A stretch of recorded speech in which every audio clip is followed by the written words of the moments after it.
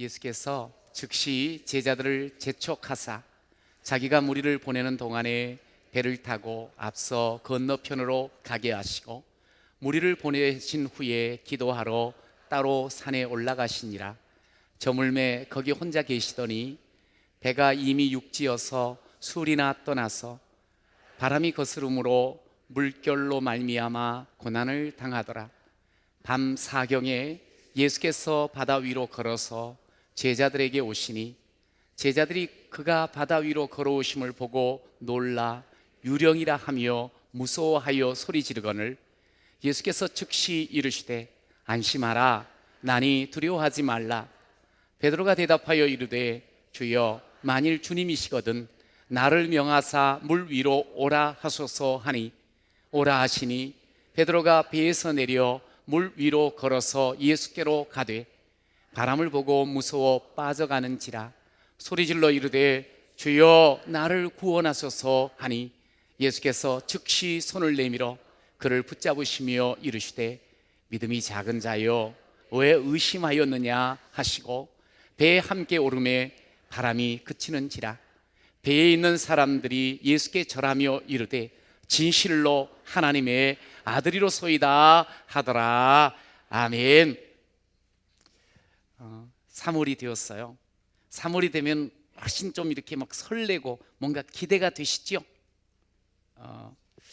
우리는 보통 한 12년을 넘게 학교를 이제 새 학기를 맞고 이렇게 입학을 하는 그런 과정을 겪다 보니까 3월이 되어지면 뭔가 이렇게 막 새롭게 출발하려고 하는 그런 마음, 또 그러면서 뭔가 이번에 기대가 되어지고 이번에는 기필코 우등상을 받으리라 막 그러면서 시작을 했기 때문에 여러분들이 좀 그런 기대가 항상 자연스럽게 이렇게 있는 것 같아요. 물론 이제 지금은 학교를 나온 지가 오래돼 갖고 이미 장학생으로 다 졸업을 해서 그렇게 기대가 안 될지도 모르겠습니다만, 그러나 여전히 한번 기대해 보십시오. 하나님께서 여러분에게 이 3월 달을 통해서 큰 또 은혜를 부어 주실 줄로 믿습니다. 이번 3월은 조금 특별한 것 같아요. 이렇게 연휴가 이어지면서 시작이 되었어요. 3.1절 잘 지내셨어요? 그냥 연휴여서 잘 지냈다고요? 사실은 3.1절 어느덧 100주년을 기념하는 날이었습니다. 참 우리 선조들께서 함께 힘을 모아 이 땅의 독립을 갈구하면서 피를 흘리고 또 함께 했던 그런 시절들이 있었기에 오늘 우리가 이 자리에서 자유롭게 예배를 드리는 자가 됨을 저는 생각을 합니다. 너무 감사하지요. 100년 전을 한번 거슬러 가보면 이미 그때는 일제하에 이 민족이 놓여 있지 않았습니까? 이미 일제에 길들여 있는 그런 시간들로 이미 10년을 지나왔습니다. 그래서 힘께나 있는 사람, 지식께나 있는 사람, 돈께나 있는 사람은 이미 일본화 되어가고 또 일본의 주권을 인정하며 그렇게 살아가는 시절이었습니다. 많은 사람들이 이미 체념하는 거죠. 이 나라는 결국 일본이 주인이야. 그렇게 살아가던 시절에 젊은이들과 특별히 종교인들, 그 중에 기독인들이 분연히 일어나서 대한독립 만세를 외쳤던 그런 날이 어느덧 100년 전이었습니다. 우리가 이렇게 살면 안 된다고, 우리가 이렇게 일본 앞에서 숨죽이만 살아서는 안 된다고, 온 세계에 알아라, 이 민족 대한조선은 독립을 명하노라, 고하노라, 그렇게 외쳤던 그런 시간 우리는 기억합니다. 참 가까이 좀 이렇게 생각을 해보면 3월 16일에 이 3월 3.1절 시작되어진 이 대한독립 만세 운동이 각 전국으로 뻗어가는 가운데 여기 가까이에 월산리의 월산교회, 하디 선교사가 세운 교회인데 한 지금 120년 된 교회. 근데 그 교회에서 3월 16일 날 성도들과 그 동네 분들이 함께 힘을 모아 일어나서 대한독립 만세를 외치며 그렇게 마석장까지 걸어 나오고 계속 행진을 했던 그런 기록이 있어요. 그걸로 인해서 당시 목사님이셨던 김철규 목사님은 생명까지 빼앗기는 그런 일을 겪은 바로 그런 동네입니다.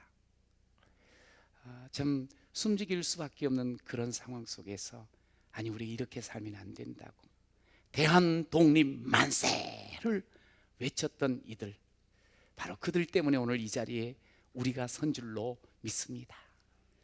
우리 한번 그때를 재현해 보면 어떨까요? 우리도 기독인들 아닙니까? 그래서 같이 한번 대한독립 만세 한번 외쳐봅시다. 시작. 대한독립 만세. 그런데 이미 이제 독립은 됐어요. 그럼 또 뭘 한번 해? 대한민국만. 원래 우리 예수 믿는 사람은 다 나라를 사랑하는 사람들이거든요. 한번 이때 한번 외치지 뭐 혼자 어째 외치겠어요? 자, 대한민국 만세! 대한민국 만세! 와우, 감사합니다. 그런데 그 3.1절을 생각하면 이 말, 나라에 바칠 목숨이 하나밖에 없는 것이 이 소녀의 유일한 슬픔입니다. 이 말은 죽음을 앞둔 유관순 열사의 유언입니다. 서대문 형무소에서 죽어가는 그 순간, 사실 유관순 열사는 16살 때 대한독립 만세를 외친 아주 어린 소녀였잖아요. 물론 학생이면서. 그런데 2년 뒤에 형무소에서 아주 처참한 고문 속에 결국 목숨을 잃게 됩니다. 그런데 그가 죽으면서까지 이런 이야기를 한 거예요. 내 목숨이 1개, 2개, 10개, 100개가 있었다면 얼마나 좋을까. 이 1개밖에 없는 게 너무나 큰 슬픔이라고. 내가 목숨 있는 그 모든 것들을 다하여 대한 독립을 위해서 바칠 터인데 하나밖에 없어서 너무 슬프다고 그런 이야기를 하였습니다. 말을 남겼습니다. 여러분, 여러분에게 지금 이 주어진 목숨, 이 생명 가지고 여러분은 뭘 위해서 바치며 살고 있는지요? 100여 년이 훌쩍 지났습니다. 이 대한민국은 너무나 풍요롭습니다. 그리고 너무나도 자유스럽습니다. 이 자유와 풍요를 가지고 우리가 지금 어떻게 살고 있는지, 오늘 우리의 삶을 보면 너무나 물질과 쾌락에 사로잡혀 있습니다.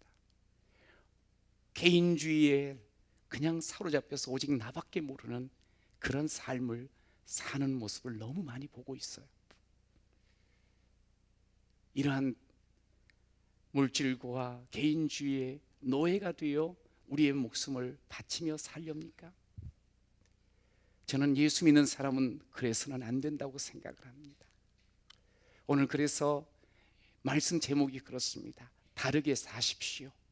함께 옆에 분과 서로 나누시길 바래요. 다르게 사십시오. 다르게 사셔야 해요. 과거 일제의 압제 속에 그냥 순응하며 살던 이들 가운데서 다르게 살고자 일어나 외쳤던 대한독립 만세. 오늘 물질 문명 속에 개인주의와 물질에 사로잡혀 살아가는 그런 이 시대 속에서 예수 믿는 우리들은, 저는 그렇게 한번 외쳤으면 좋겠다는 생각이 들어요. 신앙으로 독립했으면 좋겠어요. 제대로 여기에서 다른 모습을 보였으면 좋겠어요. 그래서 제가 준비를 하면서 많이 외쳤어요. 신앙 독립 만세. 신앙으로 독립해야 돼. 우리가 하나님 앞에 바로 서는 여러분이 되시기를 간절히 축원합니다. 어떻게 다르게 살아가야 될까요? 예수 믿는 신앙인으로서 오늘 첫 번째 따라 하십시오. 인기를 누릴 때.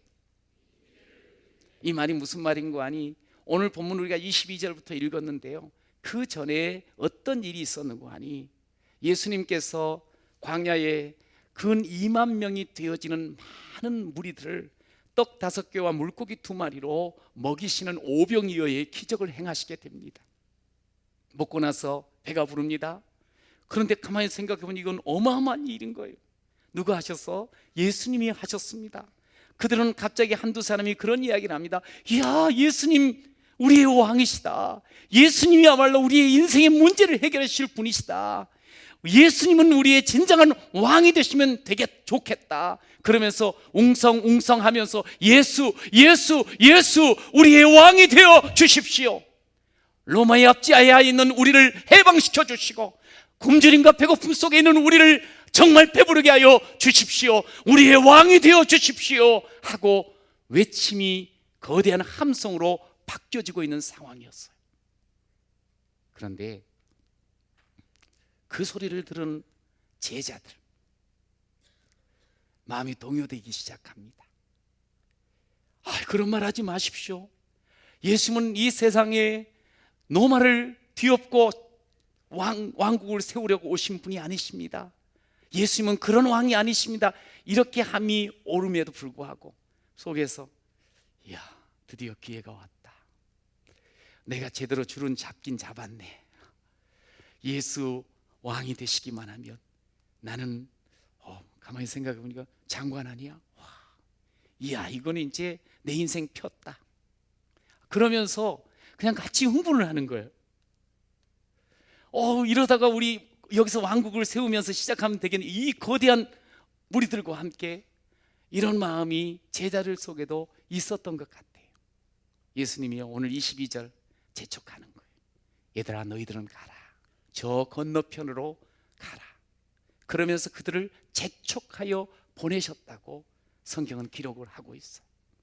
그리고 당신은 그 무리들을 다 보내고 난 뒤에 홀로 하나님 앞에서 기도하셨다고 그렇게 우리에게 말씀을 주고 계셔요. 여러분, 제가 이 하는 말은 그냥 제가 지어낸 말이 아니에요. 요한복음 6장에 보면 15절에 그 기적을 체험했던 무리들이 예수님을 억지로 임금 삼으려고 했다고, 그렇게 사람들이 웅성거렸노라고 성경은 증언을 하고 있습니다. 예수님은 그런 게 아니거든요. 여러분, 여기 제자들과 이 무리들의 문제가 뭘까요? 예수님을 정치적으로, 예수님을 세속적으로, 예수님을 인간적으로만 생각을 했어요.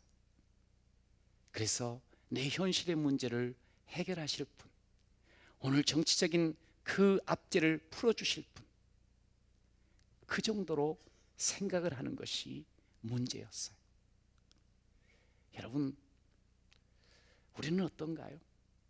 우리가 예수님을 만나 믿음으로 산다 하면서 너무 세속적이고 너무 인간 중심적이며 너무 정치적인 그런 시선을 가지고 예수님을 보며 살고 있지는 않으신지요? 예수님은 그런 그 무리들을 속에서 제자들을 떼어내셨어요. 너희들 그렇게 흥분하면 안 돼. 그런 백성, 이 사람들의 반응에 휘둘리면 안 돼. 그러면서 너희들은 떠나라, 저쪽으로 가 있어. 그러면서 예수님조차도 휘둘리지 아니하시고 하나님 앞에 나아가 하나님을 구하며 기도하는 모습을 우리가 볼 수가 있어요. 여러분, 사람이라는 것이 그렇죠. 누군가가 자기를 막 죽여 세워주고 대단한 인물로 여겨주게 되어지면 어느 순간인가 자기의 믿음이 이뤄지고 초심을 놓치는 경우가 참 많이 있습니다. 하나님께서 자신을 사랑하시며 자기를 통하여서 이루고자 하는 사명을 놓쳐버리는 경우들이 너무나 많이 있습니다. 마치 자기가 이제 대단한 인물이 된 양, 자기가 마치 왕이 된 양, 그렇게 생각하며 사는 경우들이 왕왕 있습니다. 예수님께서는 오늘 그렇게 살면 안 된다는 거예요. 주님을 의식하지 않고 세상 것만 바라보고 살면 안 된다는 거예요. 사람들의 반응에만 취심하며 살면 안 된다는 거예요. 여러분, 혹시 요즘 내가 너무 사람들 눈치 봐가면서 사람에 치여서 살고 있는 것 같이 여겨지십니까? 그러면 잠깐 건너편으로 좀 가십시오. 저 건너편에 강남 금식기도원이 있습니다. 그러니까 좀 가셔가지고 한번 생각해 보는 거예요.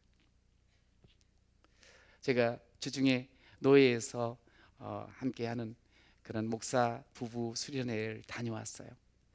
가면 참 좋아요. 왜냐하면 목사님들과 함께 또 대화를 할 수 있고 잠시 여유를 가질 수 있고 쉴 수 있고, 그리고 혼자 이렇게 해변을 걸으면서 산책도 할 수 있어서 너무 좋았습니다.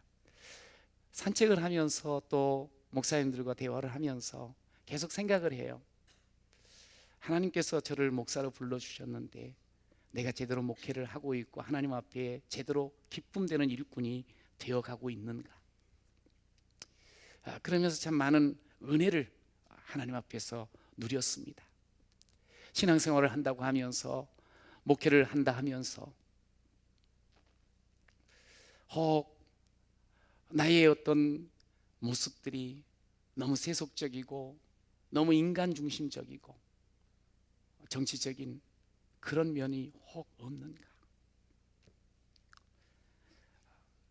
그런 면들을 다시 생각하면서 하나님 앞에 내가 더 바로 서야지, 더 순수하게 서야지, 하나님 앞에 초심으로 서야지 하는 그런 마음을 갖게 되었습니다.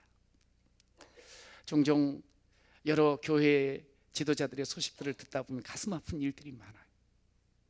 원래 처음에는 잘하려고 했었겠죠. 그러다 보니 하나님 능력도 주시고, 그러다 보니까 사람들도 많이 모이게도 되고, 그런데 변질되어지는 그런 면들을 많이 보게 되어져요. 최근에도 그런 일이 있더라고요. 사람들은 보통 두려움에 휩싸이잖아요. 어려움이 있잖아요. 근데 그 어려움들을 이용해가지고 가게에 흐르는 저주가 있다고, 그거 끊어야 된다고, 그러려면 헌금을 갖고 와야 된다고 막 그래가지고 후려쳤나 봐. 여러분, 절대로 후려침을 당하지 마십시오. 저주가 있다. 여러분, 하나님께서는 우리에게 고난을 허락은 하셔요. 그러나 하나님께서는 그 고난을 통해서 더 큰 은혜를 준비하시는 분인 줄로 믿으시기 바랍니다. 우리를 겁주시는 분이 결코 하나님 아니세요. 누가 겁주걸랑 겁먹지 마세요. 더 큰 은혜를 주시는 분이 하나님이세요. 여러분, 그럼에도 우리가 살아가면서 여러 가지 막 근심이 되어지고 걱정이 되어지고 두려운 것들이 있어요. 혹시 내 몸이 더 상하면 어떨까? 뭐 있는 재산이 빼앗기면 어떻게 될까? 또 자녀의 문제가 생기면 어떻게 될까? 사업이 잘 안 되면 어떻게, 막 이런 두려움이 우리 가운데 있어요. 근데요, 그거보다 더 두려워해야 될 게 있어요. 아니, 더 조심해야 될 게 있어요.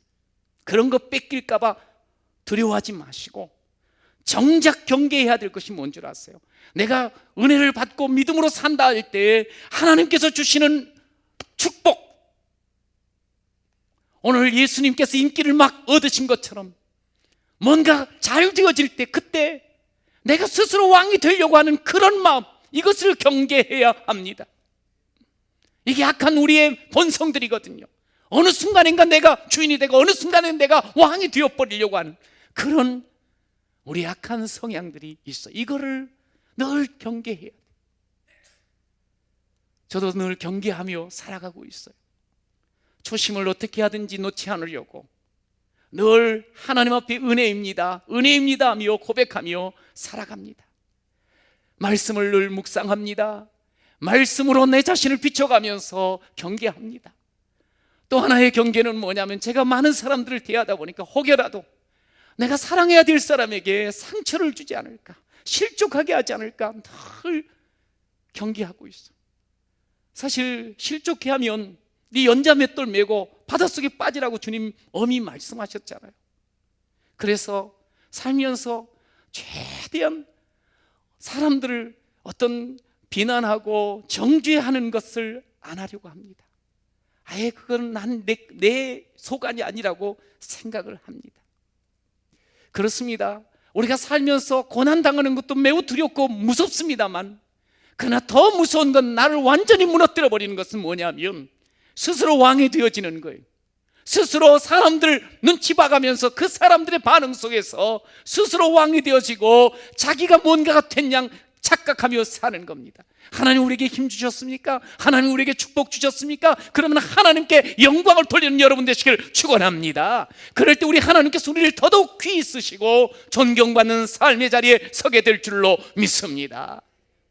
주평안교회 이렇게 함께 섬기면서요, 내가 너무 감사한 게 많아요. 그중에 우리 많은 일꾼들이 계시는데 참 이름이 막 드러나지 않고 잘 눈에 띄지 않은 곳에서 정말 묵묵하게 섬기는 그런 귀한 모습을 볼 때마다 얼마나 감사하고 정말 고개가 숙여지는 그럴 때가 많습니다. 그런데 이제 같이 이렇게 목사님들하고 이야기를 하다 보면 저희 교회는 그렇지 않아요. 저는 이런 이야기 안 해요. 죄송합니다. 그런데 가끔 이런 이야기를 참 신기하다는 거예요. 그래서 뭐가 그렇게 신기하냐? 이 성도들이 말이지 집사님으로 섬길 때랑 그리고 나서 장로가 되어지면 완전히 달라져 버린다는 거예요. 그래서 어떻게 그것도 얼마나 좋게 달라졌게 그렇게 신기하냐고. 아니, 안 좋은 모습으로 바뀔 때가 참 많다고 그런 이야기를 해요. 변질되더라는 거예요. 참 그런 이야기를 들으면 참 씁쓸하긴 합니다. 뭔데? 직분이 뭔데? 사실은 그 직분이 세워지는 것은 하나님의 일 더 잘 섬기며 교회를 더 아름답게 세워나가라고 하나님이 주신 것인데, 우리 이번 피택되신 장로님들도 이번 노회에서 고시를 치르고 4월 27일 날 임직을 하게 됩니다. 왜 세워질까요? 안수집사로, 권사로, 그리고 장로로 우리 주평안교회를 통해서 한 영혼이라도 더 세우고 살리고 고치며 그렇게 주의 나라 이루라고 하나님께서 귀한 직분을 주시는 줄로 믿습니다.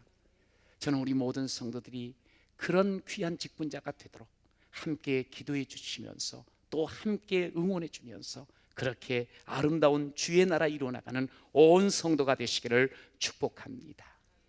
여러분, 우리가 조금 잘 되고 뭔가 얻게 되어지고 세워질 때는 더 주님 바라봐야 돼요. 주님 바라보고 주의 뜻을 귀담아 듣고 새겨야지만 우리가 세상과 다른 자가 되어질 뿐만 아니라 하나님께 쓰임받는 자 될 줄로 믿습니다. 그리고 두 번째로 보면 따라해 보십시오. 고난이 찾아올 때, 시작. 고난이 찾아올 때도 달라야 돼. 다르게 살아야 돼. 보통 고난이 찾아오면 어때요? 아이고 죽겠다, 아이고 힘들다, 아이고 끝났다, 나는 이제 아무것도 아니네. 그러면서 주저앉는 경우들이 참 많이 있습니다.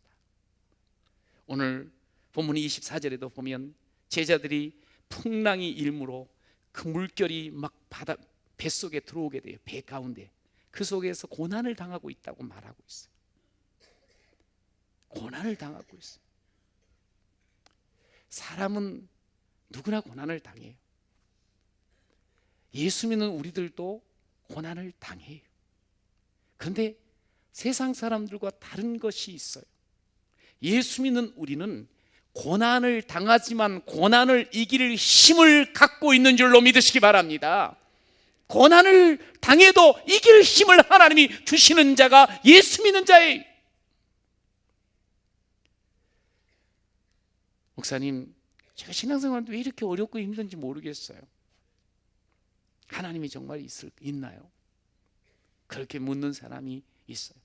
여러분, 성경에는 기적이 많이 나오죠. 오늘도 아까 오병이어의 기적이 있어요. 어마어마한 기적이에요. 근데 진짜 더 큰 기적은 뭔 줄 아세요? 고난을 당하는 성도들에게 하나님께서 기적적으로 그 고난을 이겨나가게 하시고 그 속에서 더 강한 하나님의 사람으로 세워나가는 그런 놀라운 역사인 줄로 믿습니다. 고난을 통해서 하나님이 하나님의 역사를 보여주시는 거예요. 저도 신앙생활을 이렇게 해오면서 조금 힘든 일들 겪었습니다. 목회하면서. 그러나 고난 속에 보니까요, 하나님을 바라보고 하나님을 기다리잖아요. 하나님은 반드시 오시더라고요. 절대로 외면하지 않으시더라고요. 절대로 나를 몰라 하지 않으시더라고요. 반드시 정확한 때에 오셔서 다시 회복시켜 주시고 힘을 주시고 꿈을 주시고 일으켜 주시는 줄로 믿습니다. 여러분, 혹시 여러분들 속에 지금 고난의 시간이라 여겨지십니까? 오늘 고난 가운데 있는 제자들을 바라보고 계시다가 그들을 위해서 기도하고 계시다가 정확한 때에 오셨던 예수님 우리는 기억해야 됩니다. 예수님은 바로 나를 보고 계시는 줄로 믿으시기 바랍니다. 나를 바라보고 계시다가 반드시 찾아오시는 줄로 믿으시기 바랍니다. 오늘 사경이 되어 아주 밤이 그냥 거의 끝자락에 완전히 그냥 이제 포기되어지는 그런 상황, 사경일지라도 도무지 길이 안 보이네요. 이제는 더 이상 길이 없네요. 그럼에도 바다 위를 걸어서라도 주님께서는 우리에게 찾아오셔서 우리에게 새로운 길을 열어 주실 줄로 믿습니다. 아유, 아직도 안 오는데요. 아마 삼경인가 봐요.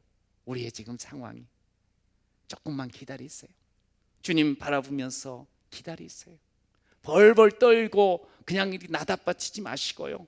주님 기다리세요. 여러분, 믿음으로 산다는 것, 세상 사람과 다르게 산다는 것이 뭔 줄 아십니까? 아무리 어려운 고난 속에서도 주님을 바라보고 기다리는 삶이 바로 믿음으로 사는 삶인 줄로 믿습니다. 그러면 반드시 기다리고 있는 우리들에게 주님이 오셔요. 그럼 우리는 큰 기쁨으로 찬송하는 삶으로 바뀌어지게 돼 있어요. 우리가 지금 2경 가운데 있든 3경 가운데 있든 아니 그 4경 가운데 있든 간에 주님께서는 우리를 그냥 놔두지 아니하시고 반드시 지켜보시다가 하나님께서 반드시 우리를 찾아오시고 우리에게 새로운 길을 열으시는 거예요. 여러분, 그래서 우리의 인생은 소망이 있는 겁니다. 할렐루야. 내 인생엔 소망이 있다. 시작. 왜냐하면 고난도 주님께서 지켜보시다가 풀어주시니까 대신 주님을 바라보고 기다리시는 여러분 되시길 축복합니다. 31절 같이 한번 읽어볼까요? 시작. 예수께서 즉시 손을 내밀어 그를 붙잡으시며 이르시되 믿음이 작은 자여 왜 의심하였느냐 하시고. 그런데 우리가 이제 뭐냐면 고난 속에서 나자빠지는 이유가 있는 거예요. 믿음이 작은 자여 왜 그렇게 의심하니? 왜 이렇게 하나님도 계신 것 같지만 아이고 이건 아닌 것 같은데 왜 자꾸 두 마음을 품고 있니? 믿음이 작은 자여 왜 그러니? 왜 그러니? 고난 가운데 있습니까? 그럴 때 더더욱 믿음의 눈을 뜨시기를 축복합니다. 그러면 우리 주님이 우리를 만나 주실 줄로 믿습니다. 우리에게 손을 내미시는 것을 분명코 보게 되고 붙잡을 줄로 믿습니다. 여러분, 그러기에 우리는요, 왜 나만 겪는 고난이냐고 불평하지 마세요. 고난의 뒤편에 있는 주님이 주실 축복 미리 보면서 감사하세요. 너무 견디기 힘든 지금 이 순간에도 주님이 일하고 계시잖아요. 주님이 우리를 보고 계시잖아요. 남들은 다 지쳐 나자빠진다 할지라도 힘을 내십시오. 주님이 나와 함께 하신 나를 지켜보고 계시고 나에게 반드시 찾아오심을 믿는다면 어떤 고난도 역경도 이길 수 있는 줄로 믿습니다. 죽겠다고 말하지 마십시오. 끝났다고 말하지 마십시오.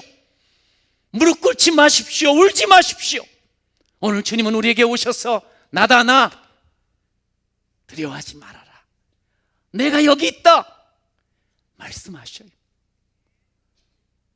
혼자 마치 어두운 밤에 있다가 바스락 바람 소리만 나도 그냥 긴장이 되고 무서워 떨던 아들에게 딸에게 문을 열면서 엄마가 아들아 딸아 나다 내가 왔다.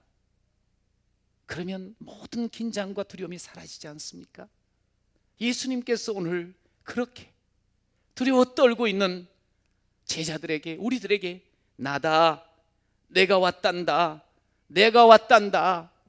오늘 주님께서는 밤 사경이 될지라도 우리 주님께서는 길이 없는 그 바다 위라 할지라도 사랑하는 이를 지켜보시고 사랑하는 이를 찾아서 반드시 오시는 줄로 믿습니다.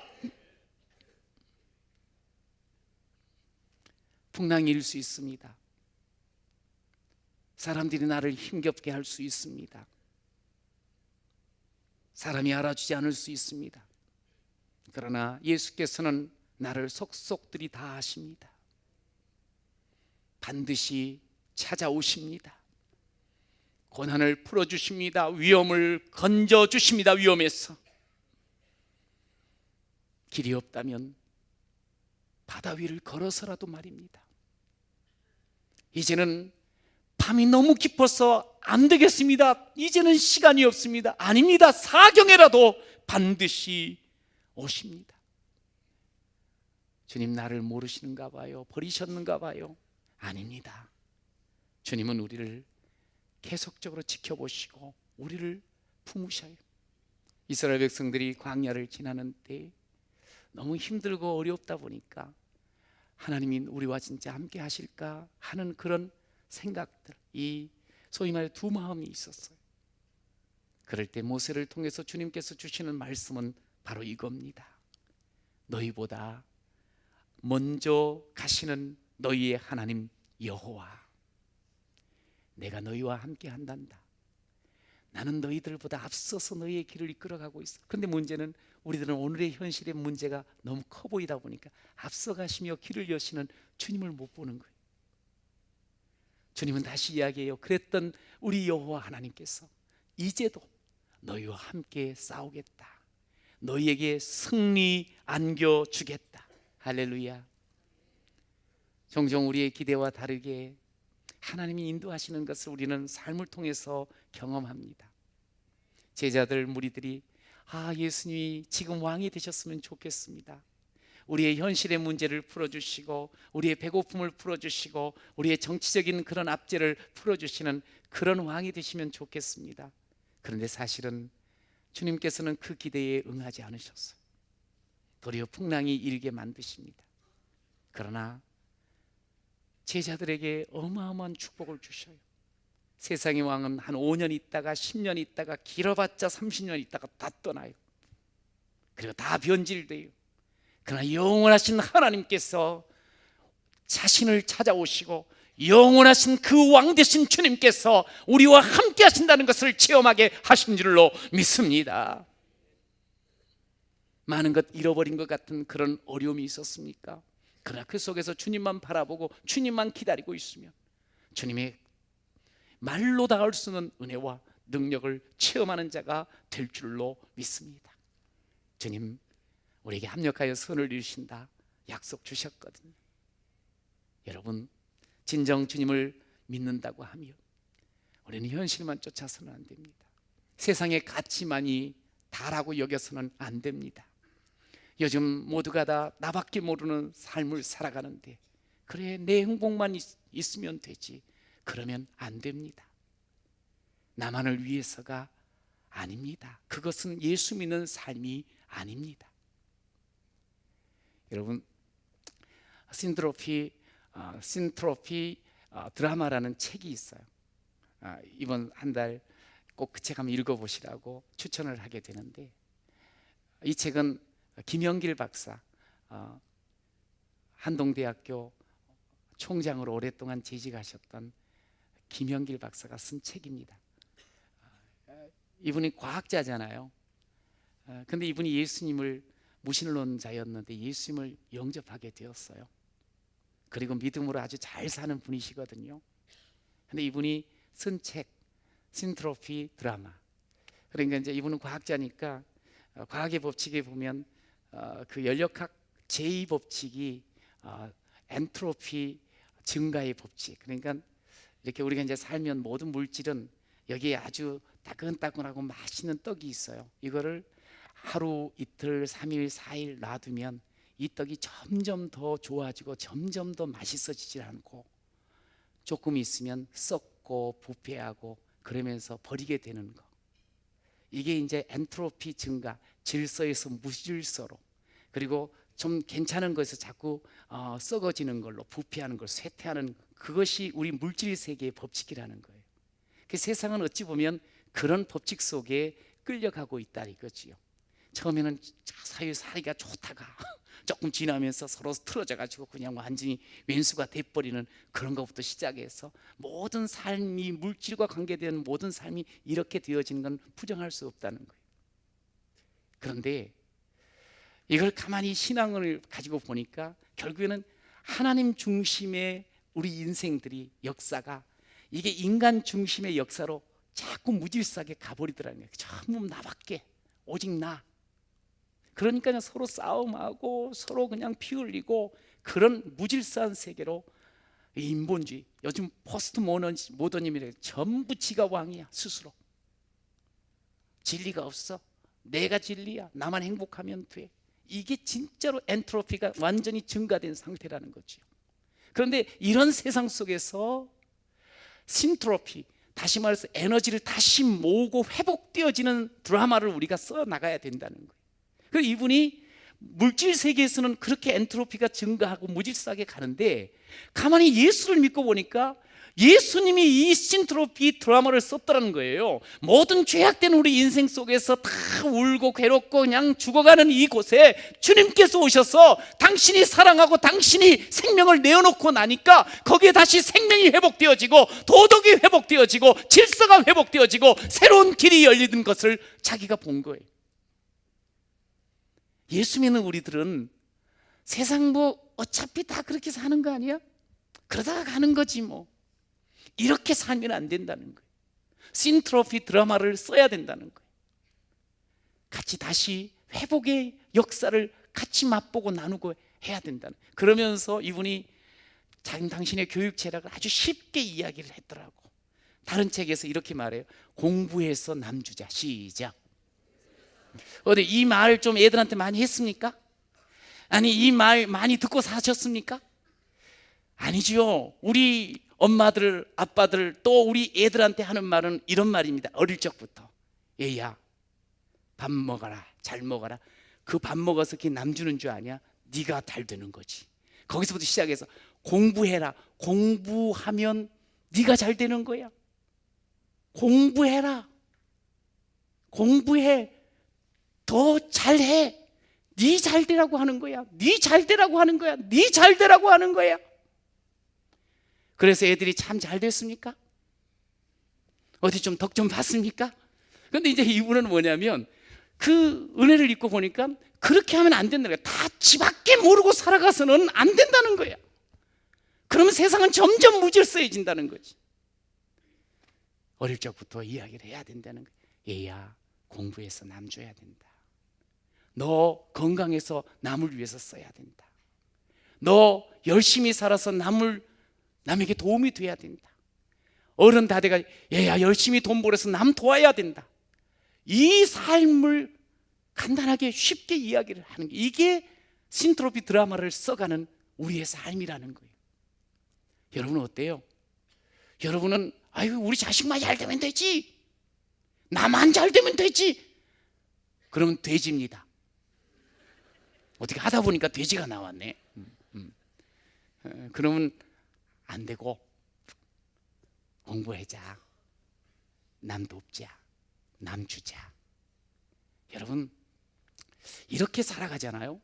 정말 야, 이렇게 사니 진짜 하나님께서, 예수님이 이 하나님으로 우리를 붙잡고 역사하신 것을 노래하는 자로 살게 될 줄로 믿습니다. 와, 진실로 하나님의 아들이네. 와, 진실로 예수 제대로 믿는 사람이네. 예수가 보이는 삶이 되는 거예요. 그냥 나밖에 모르고 욕심으로 살고 그냥 너 죽었고 나만 살자. 그건 자꾸 문제, 그리고 무질서, 그리고 쇠퇴, 죽음, 이리 가는 거예요.